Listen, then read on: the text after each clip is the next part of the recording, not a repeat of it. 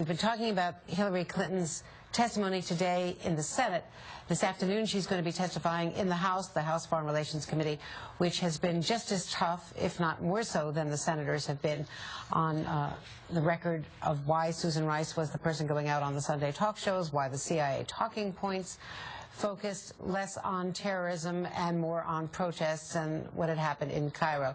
Senator Shaheen, thanks so much for rushing over. I know this is a very busy day and no time in between appointments. But the hearing today, as we've been discussing, focused a lot on the talking points, the immediate aftermath, not on the bigger strokes. What about Hillary Clinton's responses, though, on security? There were plenty of warnings. We knew what had happened with the British ambassador. This was not an accident waiting to happen, or it was an accident waiting to happen. It should not have been a surprise. Well, and I think the Accountability Review Board, headed by Ambassador Pickering and Admiral Mullen, pointed in their report, they pointed that out, that there were serious mistakes that were made. I think Secretary Clinton has taken responsibility for that. She has begun to implement those recommendations from the report and made moves to try and ensure, first, that our other personnel and other people working in high-risk areas are protected, and second, that we address the conditions that led to Benghazi. Senator, there were plenty of warnings, though, including the Secretary was asked about a cable that came on the very day of that horrible attack on 9/11, a cable from Ambassador Stevens to the Secretary. I heard John McCain ask that question. Secretary Clinton didn't get a chance to or sidestepped answering it. Have you gotten answers to that question?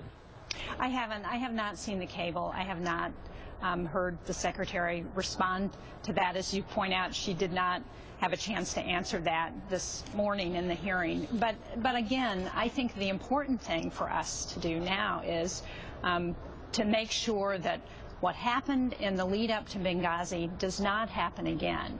And one of the real challenges we have is making sure that we can provide the security that has been requested by state now that it's clear that changes need to be made. And so we've got a job to do here in Congress. We've got to make sure that those funds that have been requested to be transferred from what's already existing in our overseas contingency account, to make sure that those can go to provide the security, to address the personnel changes that are going to be needed, and to beef up the facilities in places where they're at risk. Hillary Clinton has had, by all accounts, a stellar tenure as Secretary of State. Her polling is off the charts. What is your impression about Benghazi and whether this incident will be a problem if she does decide down the road to run for president?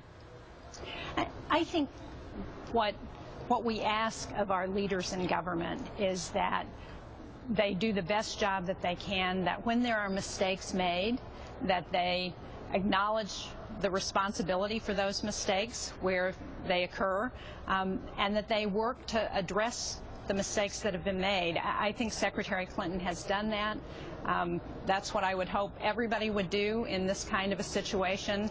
And sadly, we can't undo this tragedy.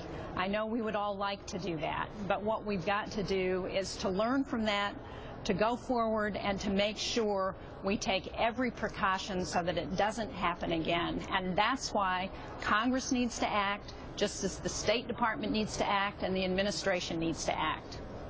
What did you think of your colleague, Senator Rand Paul, saying that if he were president, he would have fired Hillary Clinton when this happened? Well, I don't think in the wake of this kind of tragedy, with the security of so many people at risk, that grandstanding is helpful. I think what's important is for all of us to work together. You know, one of the things you talked about, the grand strategy of our foreign policy, one of the things that has made this country great and made our foreign policy strong for such a long time has been the willingness of parties to work together, to put aside our partisan differences when it comes to these international issues, and to act together when the security and the interest of the United States are threatened. And that's what we need to do now. We need to work together to address the situation that led up to Benghazi, make sure it doesn't happen again, and go forward together in a way that the American people want. Senator Jean Shaheen, thank you very much. Thank you. From New Hampshire. And still ahead, New Jersey's Congressman Chris Smith previewing this afternoon's House hearing.